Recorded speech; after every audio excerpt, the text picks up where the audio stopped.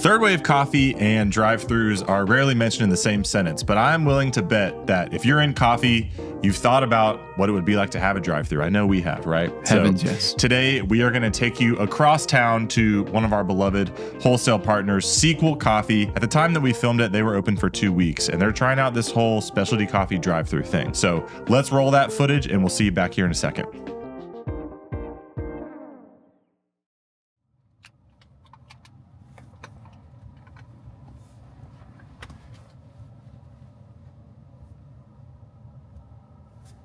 $33. Rush hour traffic, 12 miles. Welcome to Atlanta, baby. Can you get this? It's my boy, Buzz. Ethan, you always do this, bro. You always try to make me look like an idiot in my own car. Okay. What are you guys going to order at this drive-thru? I think we should get a diverse range of drinks. Like 55 maybe burgers. just 55 burgers. 55 shakes, 55 taters. No, dude, let's just get our normal order that we always get, right? Which is cappuccino, espresso, and drip. Yes. Now the real test. Yes. Do you order a snacky? Yes. Let's get some food, We too. have 3 Oh my snackies. gosh. Well, that's going to really hinder the time, but I guess that might be the point, That's right? the point. Because we're on our way to a very important business meeting Yes. that we can't disclose right now. Or do we just do coffee so we assess just their coffee speed? Also, there is a Dutch Bros that just opened very close to this place. And I went there, and guess what? What? What? They don't serve drip. Whoa. Tell me more yes. about that. I ordered a drip, and they said, we actually don't do drip coffee. We could do an Americano, though. It's like pretty similar. And I was like, okay. But why do you think Dutch Bros doesn't do drip? Do they not do drip at all of their locations? Is it just here? This was my first Dutch Bros experience. Well, you don't have to have a drip brewer. You could save a few $1,000s immediately there. Yeah, probably cost, like, if you got to dump drip either at the end of the day or if it just gets too cold. The things you gain from having drip would far outweigh the negatives of not having drip. That's what I thought. In my Because opinion. Especially for a freaking drive-thru, exactly, you know? you would think that drip would be the perfect product to serve at a drive-thru because it's quick. Yeah. Do you think maybe they're just reading the market and less people are getting drip coffee? Maybe so. I know they're big on energy drinks and those, what are those drinks called? That they're like energy, but Refreshers? no, they're not refreshers. Come on. Rechargers? Yeah, I don't know. But I think we're going to pass it. But guess what? Espresso machine they were using at their drive-thru. at Dutch Lamar Bros. Zoko Linea 2 group. It was a 3 group. Nice. I was so surprised though. Yeah. That they're manually making every espresso. Yes. Yeah, I think that's just their model, dude. Because the only one I've ever been to was the same. It was like 2 group. I can't remember. Linea. And that sounds tough. Like hard. Yeah, you like stop your shots. But it sounds like, I wonder if they just have some like hills that they will die on. And one of them is like, we're never going to serve drip coffee or something. Maybe. I don't know. Comment below if you've been to a Dutch Bros and they serve drip there. Or if you worked at a Dutch Bros and know why. Or if you like Dutch Bros. Or if you've never been and you just want to know more. Or if you are completely neutral on this situation. Comment below. neutral. Comment your dog in the fight below. Your dog breed. Oh my gosh, they have a sign at the street corner. Okay. Yep. Good for Now them. open. Oh yeah, look at that signage. Oh baby. Now open drive-thru. Now open. Drive through this way. Drive-thru the this way. Clarity. Okay. I'm loving this. So we're already off to a good start. All right, so I'm going to start the timer when we pull up to the person taking the order. Okay, actually I'm going to start now because we're in line. Crap. Hey, how's it going? my gosh, are you guys getting coffee? Oh, yeah. So and we're gonna excited. come inside. Don't worry. Okay. We're gonna have an espresso, An espresso, just a single shot or a double shot. shot? You're bad. We're gonna have a cappuccino, and we're gonna have a drip coffee. Well, parfait. I want a parfait. Yeah. Okay. I saw the perfect. parfait. Uh oh. What about the chocolate chip peanut butter protein bites? Yeah. What? Protein, but thank you guys. Thank Good you. to see Bye. Good to you. see you guys. Do you think you were nicer in that drive-through experience, Riley? A little bit, yeah. No tip. No. Oh yeah, that's Option. right. That's right. Yeah. No. They're, Oh, they're- I thought you said you did. no, they don't. No, They don't I do would tips. have given. You can tell this place was put together by some Chick-fil-A executives. It literally was. I'm already noticing the distance from the order place area to the pickup window Hey, is dude. pretty short. Hey, what's up? Thank you. There's a few spoons for y'all. Cool. Thank you, man. Berry parfait in tow. Over there. Berry parfait secured. Protein There's bites. There's those protein bites to maximize gains. Protein synthesis. You got the yogurt for the gains. You got the protein bites for the Hey, gains. boy. What up? Dude, How nice you doing? sweater. Thanks, man. Josiah Buskirk. Good season. Do you guys think it's weird that we're timing our wholesale customer? Or is it cool? It's really cool. I think it's kind of schlick. For It's our- gonna be prologue on drip. Yes. They do, I think they do tan lines. I'll strip club. Thank you. Yeah, I think they do tan lines and free throw. What are your tan lines on? Secondary drip. Oh. It's pretty sick. I should have got that. Oh, I should have got that. They also had an 8-ounce drip option. Always respect that. Oh, really? On the menu? That's They right. did? Dude, Yeah. They did. that's great. It's an 8-ounce strip's $3.50. 12-ounce strip was $4.50. Respect the game. Take notes. Those are Starbucks prices. Take notes, boys. So far, we're at just over 5 minutes. Cappuccino. Thank you. We just got a double shot coming right up. Right on. Yeah, boy. Got the squatty cups. From Naughty squatties. from Noiseway. I mean, they're cooking. Yeah, we got a There's- line behind us. There's. Oh, really? Yeah.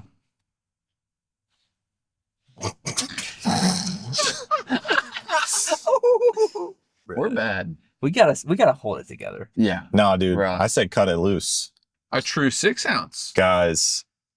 The order of drinks. I don't know if this is intentional, but the order of drinks: drip, cappuccino, then espresso. It's money. That's totally the order. You should do that. My What? dog. What? Thank you. Here we are. We'll be in. We'll be in later. Seriously. Very nice. I'm gonna go back this way. I know they Yeah. said they wanted to do the in-person ordering. That was a big priority for them. I like it. I like it. All right. Well, I Well, guess, what was our time? yeah. About So 6:30. yeah, like 6:30 for That's- the whole thing. That's pretty good. That was with one car in front of us, and I started the timer when we pulled up with the car in front of us ordering. Yeah. And they've been open for weeks, right? Yeah, I think they've been open for 3 weeks, 2 to 3 weeks, possibly 4, but around there. That's seeming pretty good to me. I mean, she said like today was one of the first days that the drive-thru was pumping. They really do have a lot of signage, which I respect because they're in a Dude. co-working space. I just want to make sure that people know they're there. You ready? Oh, Espresso. espresso. It looks like a double shot of espresso. Hey, get this. Get this, Ross. Oh, Latte art in the Yo, drive-thru. perfect texture. Jiggly, wiggly. They had to do the latte art in the drive-thru. I just can't.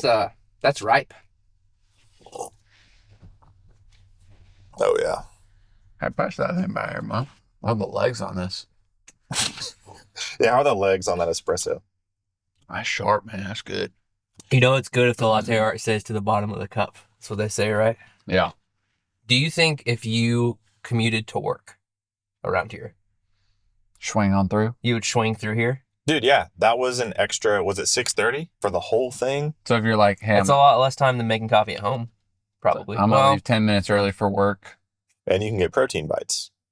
get your protein bites. Oh, we haven't even done the food review yet of our new drive-through review podcast. So I had to dig into my parfait. My parfait. So if there were max amount of cars there, I guess it would wrap around the corner, and then they would have, was it 3 or 4 cars in the lane? It's like 3 to 4, yeah. I know that was a big decision for them. Is that the math of like how many cars in front of you is going to be 5 to 6 plus minutes? Or no? I guess we'll have to ask them, like, did they have a target just overall like experience time? You know, if your drive-thru's maxed out, how long does that experience take? I don't know. I think the Chick-fil-A background probably helped with that. Good parfait. It's good. It's good. Awesome. I wonder how often if they're going to commit to stickering their cups. That's hardcore. The cold cups. Maybe it's for their food. That's part prep. Respect the game. All right, let's go inside.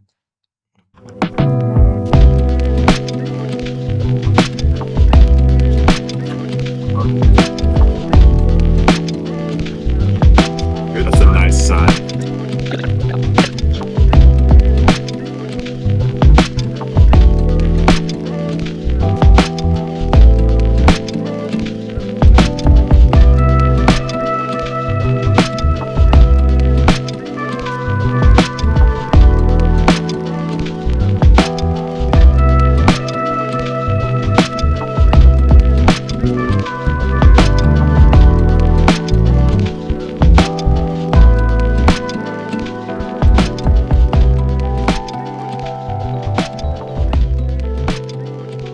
So what made you want to add the drive-through element to Sequel?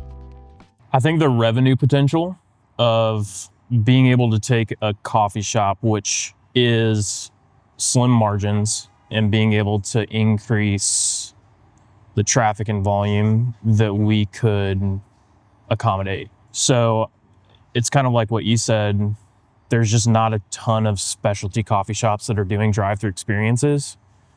And being able to take kind of our ownership's experience with Chick-fil-A and apply it to that specialty coffee shop experience and incorporate a drive-through was just something that we saw a lot of potential in and wanted to explore, especially with this development. Do you have a sense of how much, like what percentage of your revenue is drive-through versus in-cafe, roughly? Yeah, so our grand opening week, it was around 21% drive-through.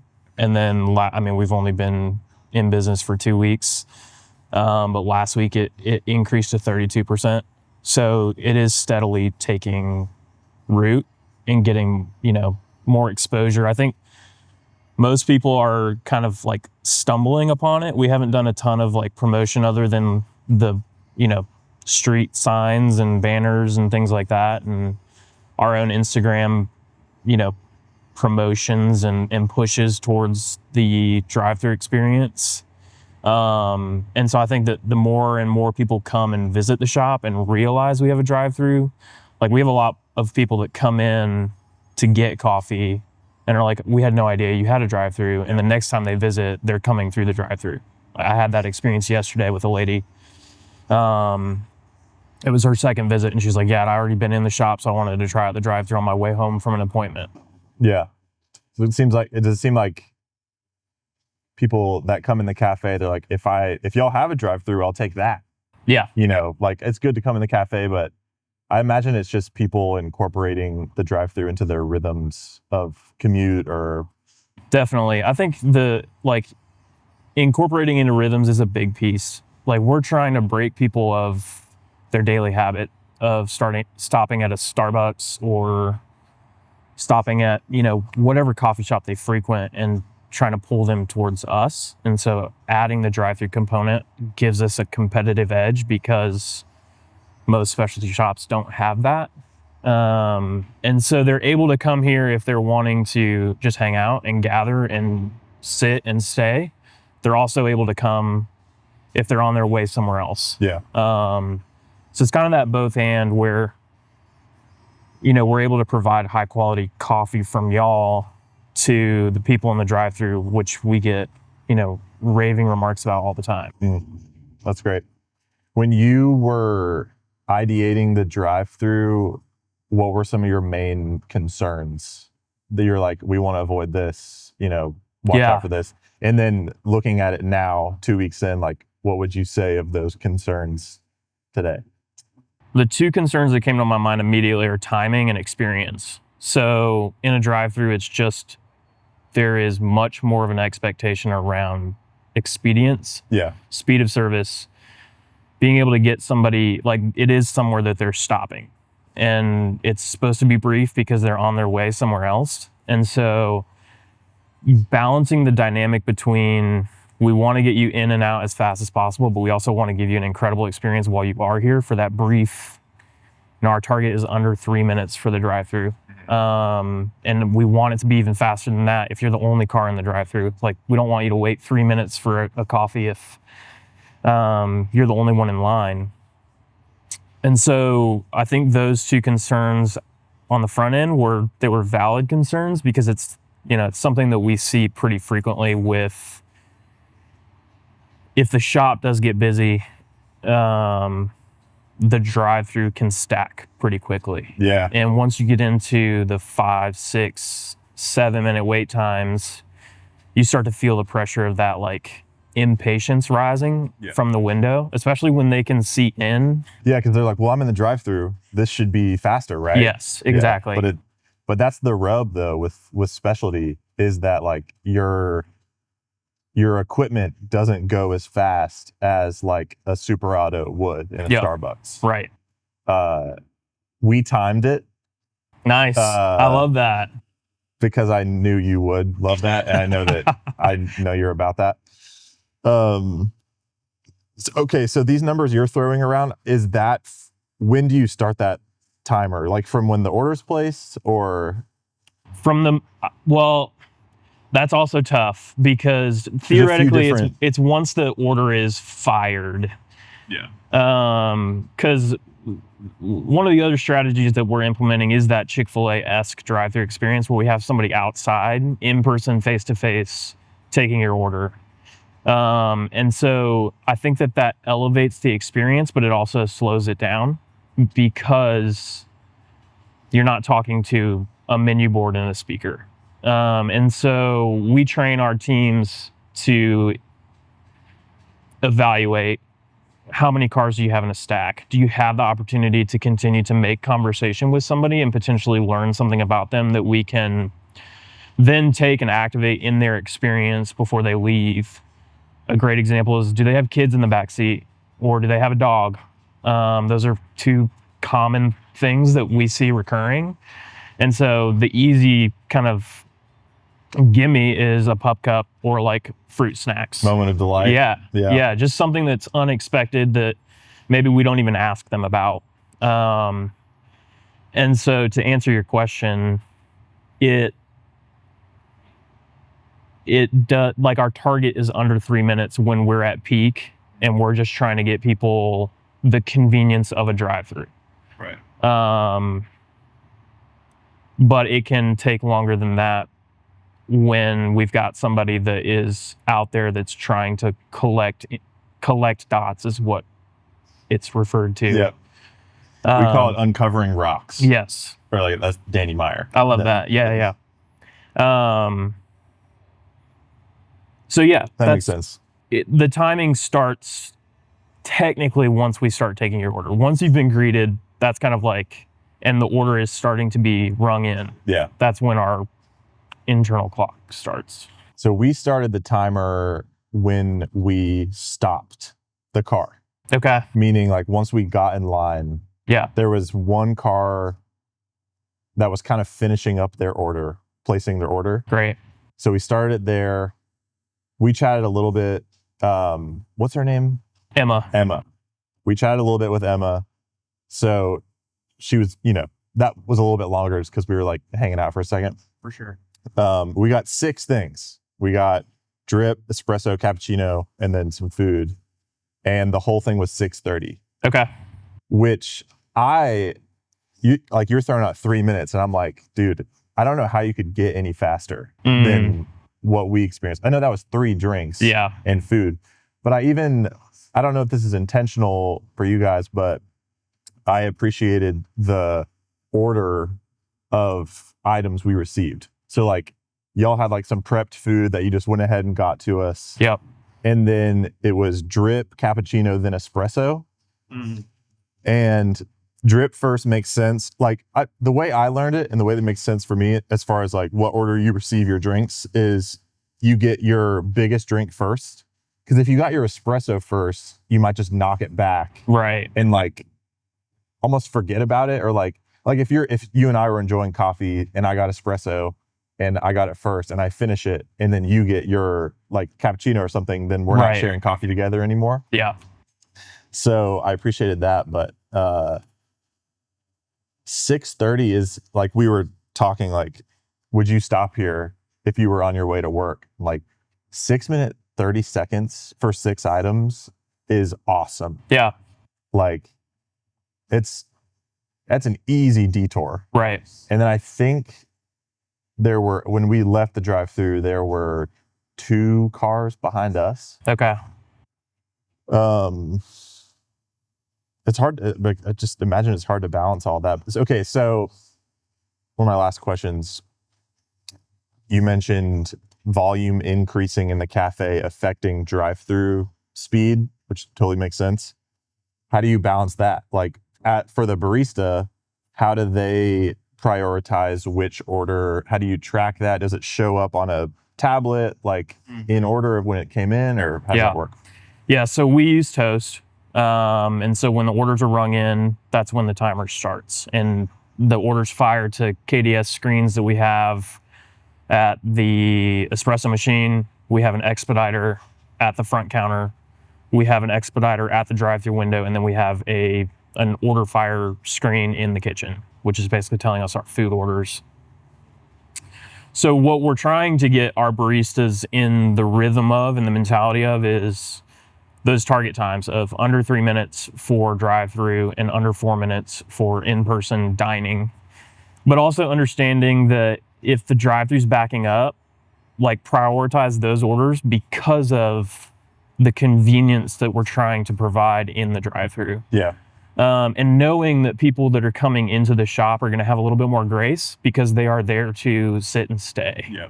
Typically. Now, if they're coming in and they're taking their order to go, that's different. But even that is not the same as drive-through. right. Like in cafe to go almost seems like it would be a tier below Yes. drive-through Totally. if you're talking about speed. Yeah. But still, like it's different if it's for here to go. I get that. Right. And so the Toast system, the way we've got it set up, it's got drive-through labeled, it's got to go labeled, and it's got dine-in labeled. And so we're able to kind of see the different orders that are populating and stacking in the queue. And then it's just a matter of, the barista knowing, hey, I've got a drive-through that's hitting 2 minutes 45, or it's exceeding 3, or it's getting up to 5. And so I probably need to take that order and just mentally shift it to the top of the line. And that needs to be the next drink that I'm making to be able to get them on their way and to get other people through the drive-through. And knowing that the to-go orders or the dine-in are more willing to be a little bit more patient for their order. That's not always the case because some people are still in a hurry even if they come in, but that's at least the mentality and the thought process that we have with it. So it's more or less up to the barista to just discern, here's what's going on, here's what I prioritize, Right. and just go for it. Yep. Have you had any oh crap moments? Totally. Like Yesterday. where it's kind of getting out of hand, or it's busy, or like what is that like? Yeah. This is really nuanced for us, but we have the Rome side of things where, we have shared workspace, offices, and meeting events that are happening within the same building. And so for our meetings, we create open house accounts for anybody that's in that meeting to essentially add it to a tab that's processed by the company at the end of the day. And so we have a group of 35 people here yesterday, and when they break for restrooms or just refreshments, whatever that looks like, meals, they're flooding the coffee bar and placing a lot of orders. And so yesterday, the situation we found ourselves in was we've got 7 or 8 orders from this group and 2 people in the drive-thru, and the drive-thru timing is getting to 7, 8, 9 minutes for 1 or 2 drinks. And that's where I think we've got to get better about, hey, let's prioritize the drive-thru. We know that this group is going to be here. Worst case scenario, they wait a little bit longer, but they're here for the rest of the day. So we know we have that time to be able to get it to them. And if there's anybody upset about that, then we have the opportunity to recover rather than losing the opportunity that's in the drive-thru where we may not have an opportunity to recover.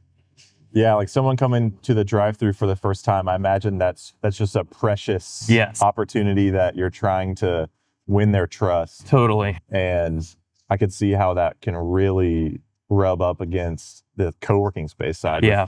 How instant the volume can be. Totally. And the cool thing about the drive-thru too is having a presence outside allows us to start to associate names and orders with faces, which you don't typically have in a drive-thru. And so, I mean, I can rattle off 6 to 7 people that I know regularly come through the drive-thru that when they drive up, I can say, hey, Alex, are you ready for your almond milk cappuccino today? So that's hospitality, and it's also efficiency. Right. Because then I know his order, I can plug it in before and we don't have to spend the time, talking about, what are you going to get today? Yeah. So. That makes sense. Last question. We with planning of this cafe and our conversations, we talked a lot about equipment. Yeah. And you guys went with a 3-group Strata, a dual head coffee brewer. How's that been so far? I think at some points we talked about the possibility of adding another machine just for drive-thru, 3-group versus 2-group. What's your sense so far? It's a great question. So far, all of the equipment that we've ordered, I think, has been more than sufficient. We're definitely getting into now just working in what's our workflow and how many people do we have that are actually on bar on the espresso machine making beverages. So we're trying to get, and that's been one of our obstacles, is just hiring and staffing. We started off with 9 employees plus Josiah and myself. And so when you have a kitchen to run and you have 2 order points plus somebody outside in the drive-thru and the espresso machine, your options for staffing zones dwindles pretty quickly. And so we're working on getting more people in and getting more people trained up to where we would just have 2 people on bar every morning during our peak times, which is typically 7 to 11, and getting really good at our workflows and getting really good at the dynamic between the 2 people that are on bar. But we do have the infrastructure in place to be able to grow into another machine that would be dedicated to either the dine-in experience or the drive-thru. Yeah. So we have that as kind of a fail-safe, if you will, or best case scenario, we're that busy where it's demanded and needed. So. Yeah. Thanks, dude. Yeah, happy to. Really appreciate it. Excited about it, yeah. Before we check out Sequel, I want to talk about one thing and one thing only. Odeko. Odeko is our partner for local delivery of so many things that we use in our coffee shop. I'm talking alternative milk. I'm talking napkins. I'm talking straws. I'm talking everything. It's really hard for coffee shops to find a distributor that works for them because so many distributors are restaurant oriented, which is cool. But we need stuff that only coffee shops use sometimes. So Odeko has been a partner with us for years. We're so grateful to work with them. If you go to the sign up page, you can check out the 13 metro areas that they do local delivery for. If you're outside of those areas, they do easy small order shipping through Barista Underground. And then if you're looking to do some big ticket items, they do freight delivery. So you can get your oat milk for a handsome amount of time. So go to the sign up page, use code VALOR10 to get 10% off your first order with Odeko. And that's going to be a good couple bucks saved. And one in the hand is worth 2 in the bush. Hey boys. All right, let's check it out. All right, boys. Well, we're back in the studio. Yeah. Before we talk about the drive-thru, can you just comment on the overall vibe of Sequel and being in the space, going through the drive-thru, the culture, the people? What did you guys think about that? Very literary, Literary? Yeah, it feels very smart in there. It's a classy joint, dark woods, like elevated marble. library. Yeah, vaulted ceilings. It's an atmosphere. I was tickled. In case we didn't mention it, they are in a co-working space. I think we mentioned it in the interview, but it's called Rome Co-working. They have some locations around the Southeast, I believe. And this is their first foray into having their own branded coffee shop sequel. So, but it makes total sense to me why they wanted to do a drive-through, obviously for all the reasons he mentioned. But that road that they are by is just brutally busy. I don't know if it got mentioned, but I believe they put a Dutch Bros. Yes. One of the first DBs in the area. Yep. In that similar Peachtree Corners, very high traffic. I know we didn't have to go very far from a mileage standpoint, but boy, it took us a minute to get to Sequel. There's a lot of people in that area. Right. Yeah, and one of the things that factored into them being able to have a drive-through, I think, is that they do have a standalone building. If you have, if you're in a strip mall, even our Dunwoody space, we're in a sort of shopping center area, and we're on the end unit. So a drive-through would be possible, but I feel like having a standalone building and constructing it for the purposes of drive-through is almost a non-negotiable. I'm even thinking with our Dunwoody store, zoning wise, it's just in a parking lot. Yeah, I think you typically need something outfitted for it. Throwback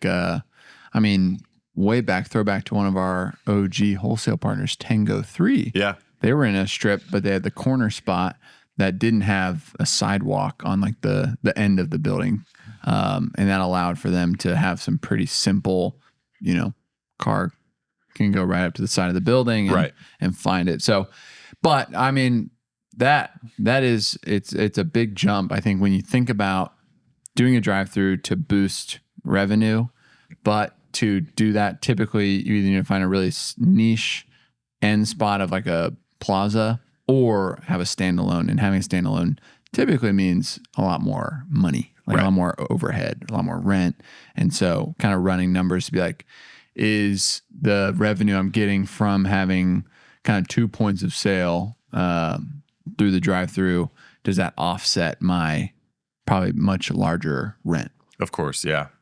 My interpretation was, and I think Josh mentioned this, there's a decent bit of Chick-fil-A background in leadership.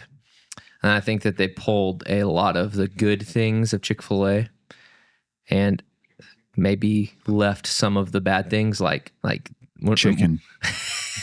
When we were in the drive-thru, it didn't feel like I was talking to a robot, Yep.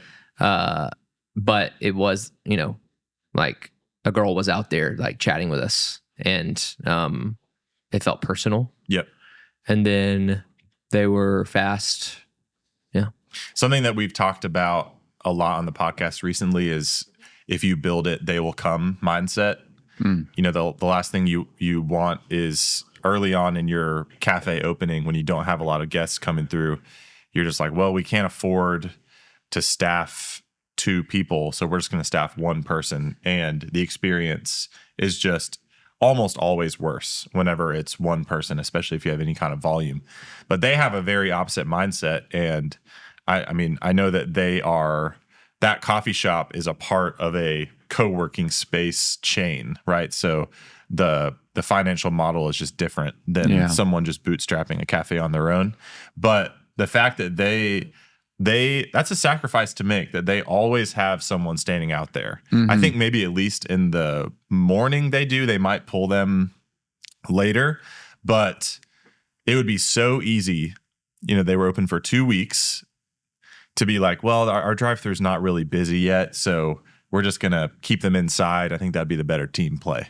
Right. And I think you can justify that. That wouldn't be that bad of an argument, because it probably is super boring and, they just have to stand out there the whole time. But I think that a big emphasis for them was we want to be a part of commuters' daily rhythm. And if you're going to win that spot, win that trust, that evoked set when they want coffee, when commuters want coffee in the morning, there's a price to pay for that, to be consistent every time and be reliable and be out there. Yeah. if they took the other direction that you're talking about, that sets a precedent, you know? And then whenever that's in the guest's mind, in the same way we've talked about, you know, a cafe stripping back to one person behind the bar at a time. It's like whenever that's the standard, whenever that's in mind, whenever a guest does come in and experience waiting in a line because only one person is behind the bar, that's where, you know, you kind of trap yourself into a low ceiling, basically. So I think there's something to learn there with even thinking about if we ever open another cafe, you know, like putting aside a budget to really overstaff up front to see if it can't help with the perception of volume to getting it, you know, closer to where we want it to be faster. Yeah, I mean, it might be a hot take, but I would say the, you know, guest, I know that we know the people of Sequel, but I mean, the guest experience that we got from Emma and Josiah, better than 90% of my interactions walking into a specialty coffee shop, you know? Like, I think at least for a lot of us, you know, coffee nerds, we're like, no drive-through. That's impersonal. But the sacrifice to put someone out there, I think really sets the standard pretty high for the guest experience. And to your point, they have to be made of the right stuff. Got to be made of the right stuff. The staff you have, like the quality of your team is the most important thing in your business model. So it doesn't matter if you're trying to do something wacky and experimental or something right down the middle or drive-through. If you have good people operating that, like, you know, love conquers all. It, like, she's out there, she wants to be there, she's chatting. It doesn't matter if it's a drive-through and that's quote unquote impersonal if the people that are working there want to be there. Yeah, I mean, the buy-in and the lens of your team, you know, I could totally see someone getting a job in specialty coffee and being like, what? I got to stand outside and take orders? But we talked to her, she's like, are you kidding? I'm getting paid to be outside right now? Because so many people, you know, they want to be outside. Especially Georgia, you're in the shade, you're in pretty nice weather conditions most of the year. I mean, I get it. It's kind of a sweet gig if you have the right mindset for it. If you're made of the right stuff. If you're made of the right stuff. So getting into some of the numbers, I know we mentioned some of that in the interview, but in their first week, 21% of their revenue came from their drive-through. And then in week 2, it increased to 32%. Shoot. And I assume I should have texted him going into this to see what it is now, but it's got to be climbing. There's just, in specialty coffee, I think that there is just such an untapped market of commuters. Because take our Alpharetta location, for example, the parking is really rough. It's a congested area, which is one of our biggest strengths of that cafe, right? Because it means there's a lot of foot traffic. There's a lot of people that come to that area. But for the purposes of someone on their way to their work, knowing that they can stop in and get a quality product in 10 minutes or less, like we can't guarantee that, basically. In a drive-through, you almost can guarantee that unless it's like bonkers. You have to. Busy. No way. You have to, or else it doesn't really work. So I think that is just a really, really severely untapped market. And I don't think it makes sense everywhere necessarily. Like I wouldn't put a drive-through on a specialty shop in like a super destination area. Sure. Like I think about some of the places we went to in Nashville, like the last place we went to, what was it called? Now and Then? No. After that. Matroyski's? Yes. Matroyshkas? I kept getting it wrong. You walked into a trap there. Marty's is what the locals call it, though. Marty's. Matryoshka, right? Is that what it's called? Sure. My point is that place was more secluded. Yeah. And once you're there, it's cool, right? Like it's in a cool area. There's things around there to do. But putting a drive-through there doesn't really make sense. Sure. So if you're in the right location, I think that, man, I wouldn't be surprised if their drive-through has already eclipsed their in-cafe revenue. Yeah, and you got to know what's your niche as far as your menu too. You know, I think that's another cross-section of someone in specialty coffee being like, how am I going to serve my Chemex pour-overs from the drive-through? And it's like, well, I was actually talking to someone the other day who was wanting to start with a drive-through, but like a in-house model, and they were sharing some of the drinks they wanted to do. And I was like, well, it sounds like, some of these things might take 15, 20 minutes to like do this whole presentation. Sounds like you might not want to offer your whole menu on your drive-through. If you really want to have some by the cup long form brewing and a drive-through, do you guys think that's unethical to not serve your whole menu to a drive-through person?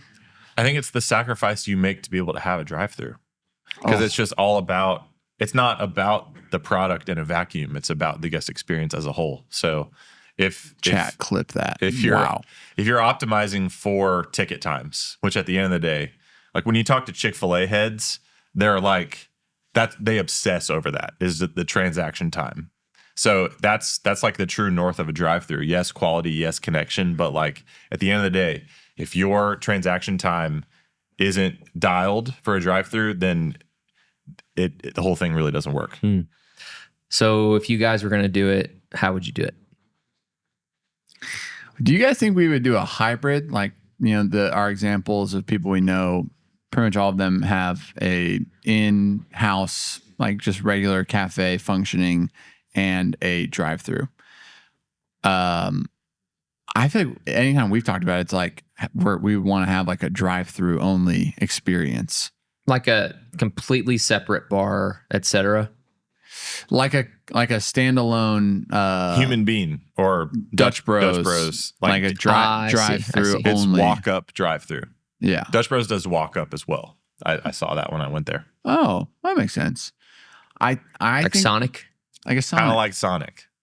No roller skates, though. Yeah, I need roller skates. Oh, that's what we'll change.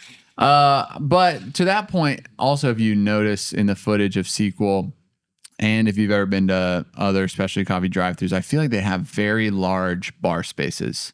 So like Oaks in Chattanooga, they also just have like these massive areas. So you can, maybe you only have one espresso machine, but you have like a lot of space for someone else to do drink creation or order layout. Yeah. So Line dancing. if you're going to do like a little skit or something. Yeah. If you are ever in Chattanooga, go to Oaks. I love the way that cafe is designed. I don't know. We've never talked about this, but like the way that they have, that's a standalone building as well. The way that they have the drive-through line that wraps around the building, and then they have the window on the left close to the espresso machine to where if you only have a few people behind the bar, they can still get everywhere they need to in a few steps. The point of sale in cafe is like still close to the espresso machine. They have a center island in the middle, which I always thought was cool. You ever notice that? It has like Schlick. a little prep area. You can lay out all your tickets, whatever. Get on top of it. And I love dance. that. Answering your question of how would we do it, one of Sequel's strongest aspects was their signage. And again, trying to win a larger and larger percentage of the commuters that are passing by that coffee shop. Like good old classic street signage is just huge. Like nothing cool, fancy, artsy. It's like drive-through coffee arrow, go here. And I think that we get in our own way sometimes we've talked about this before, with specialty coffee, where we're trying to communicate brand so much and we're trying to communicate coffee excellence so much that we forget about clarity and marketing. Whoa. And just like empathy and getting in the mind of the customer and winning a customer. And what do they need? What do they need to know? And if you're trying to steal a drive-through customer of Starbucks, like they don't necessarily care about your super cool branding or artsy stuff. They're like, sure, I can get an elevated product somewhere else in a similar time frame. And I was thinking on the way here, we did the Starbucks episode, right? And we all went through, besides Ethan, the drive-through. And like a walk-in. What? I mean, that is one of the biggest questions is how does the Oaks drive-through, how does the Sequel drive-through, or our hypothetical future drive-through compare to a Starbucks or Dutch Bros drive-through? Because that is the precedent. And I think so much in our shops, what we really thrive on is like honestly taking customers from Starbucks Sure. and getting them to a locally owned, high hospitality, higher level of excellence product experience. Well, something that's interesting is that in our Starbucks comp, it sounded like you guys both had the best guest experience from the drive-thru, and I had maybe a normal like, hey, what can I get you moment, and that was about it. And I think it's starting to click for me a little bit that offering a drive-thru is like an extension of hospitality to your guests already. Like, It's like a courtesy. it's like, yeah, it's conveying a message of, hey, don't even get out of your car. We're going to take care of everything for you. Mhm. That's pretty interesting. I've never thought about it like that until like you experience like the pampering of a drive-thru. If there's elevated guest experience of like someone standing there taking your order, passing you along, you're just sitting in your car and they're like handing you stuff versus like standing in line, you know, and you're having to go through a process. Someone's calling out your name. You got to go get the drink. There's like some awkward exchanges. So it's pretty pertinent to think that way of like, man, to offer a drive-thru would be a way to raise and elevate your hospitality. But how do you do that while pumping out some serious bevy? So if we're getting back to what we do, I mean, something that we didn't see those cafes doing that we always talk about is having like dedicated space, like dedicated super auto Eversys, like one person is just like crushing drive-through drinks. One thing that's hard, well, one thing I like about Sequel is that the fact that they're outside, they don't have to do like headsets, you know, because that can be tricky. You know, I think Oaks does a really great job of like engaging their guests and trying to like have the people operating the drive-through on like the backside of the bar. Yep. So that's a really tasteful way to handle it. But yeah, I think we've always talked about like this dedicated one person rocking one machine right next to the drive-through window, and it's just like boom, boom, boom, boom. I cannot remember if I said this on the podcast in recent weeks, but my family and I went through a Starbucks drive-through after our Starbucks pod. Wow, they got you, bro. And I got a how many breakfast sandwiches did you get? Did you pay for it yourself? I paid for it myself, so I got none. I got a like vanilla matcha cold foam. Did I tell you about this? No. The cold foam was matcha, or the vanilla cold foam on a matcha? Correct. The second one. It was absolutely incredible. By the way, that drink, I'd suck that thing down in 5 seconds. But we've always talked about like the video call that's going on at the, like if you can't have someone outside, what if you're able to have a video monitor of your barista that's taking the order? And that they did it. Did I tell you this? No, Ross. You've kept us in the dark. Starbucks listened to our podcast, obviously. Yeah. And they stole that idea from us because we were the first ones to ever think of that. Not really. But I'm just sue Starbucks. it was cool. I mean, like, honestly, the camera was like, it was like 2/3 of her face. And she was like super busy and like kind of moving around and like not actually looking at the camera. What if it was like a neck camera? A GoPro. Like, Forget headsets. Like, let's put a whole headgear. like swinging that thing around. Right. Meta glasses? Meta glasses in reverse. Yeah. So anyways, I thought that was really interesting that they're using that tech to, because that's clearly a huge emphasis for them. How was the picture quality? Good. Like I said, it was 4K? just maybe Plasma? the person taking the order was just super short and just couldn't quite. Dude, just because you're tall doesn't mean that everyone else is short. Yeah, facts don't care about your feelings, bro. Anyways, let's talk about equipment. I know that we mentioned it in the interview. If we did a drive-through, like the capital investment up front to put a proper espresso machine for the in cafe and then put an Eversys for the, we're knocking on. Yeah, I think you're just round numbers going from 20 to 40, right? I was going to say like I think we're at 50. Yeah. If you get, let's just say we got a 2-group strata the one that we have in our 44 Milton. Who knows what they cost now? Who knows Right. what the tariffs? It's just a hard pill to swallow.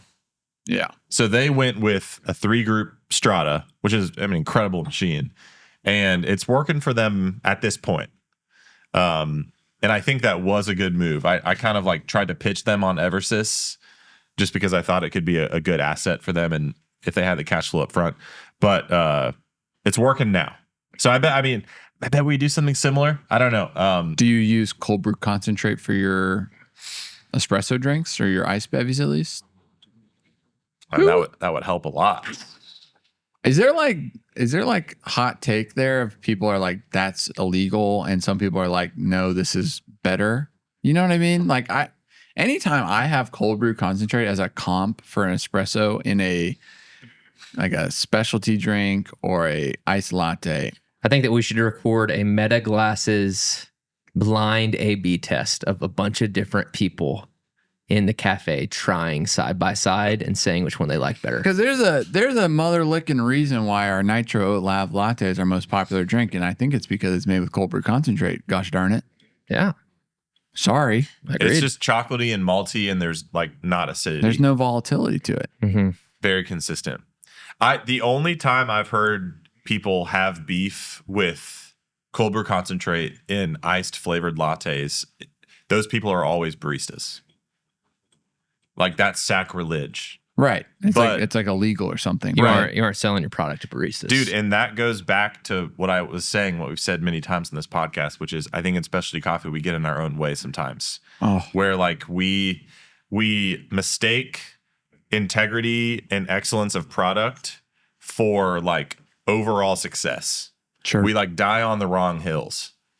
Mm. And again, it's just all about like who is your avatar that you're trying to reach and sell to. And if that's a drive-through, like again, they care about transaction time, they care about quality of product, yes.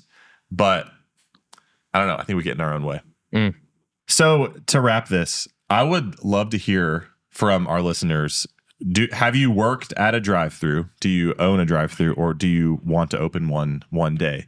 And I wonder if you could add anything to this conversation that we didn't chat about, because there's really not that many specialty drive-throughs. Like somehow we've had 3 wholesale partners over the years that have like executed really well on in cafe and drive-through for specialty coffee. But I'd love to hear some more. Have you guys ever seen any? Like, have you ever been to other ones? I know I haven't. Because Coffee in Dawsonville be another one. Randomly in this area, Yeah. there's a lot. But a lot of cars in Georgia. yeah. Yeah. And I mean, I think, I was there on, when was it, Monday during our meeting? Yeah. Remember that? Yes. Mm. Our Zoom meeting. And I was just sitting outside watching the cars just pop on through.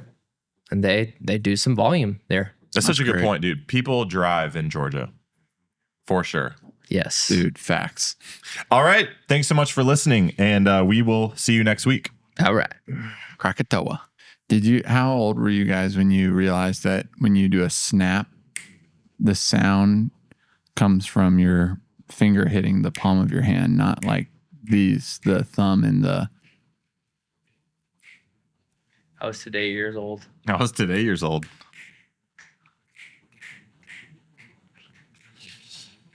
You sure it's not like a sonic boom? You're right. It's a sonic boom.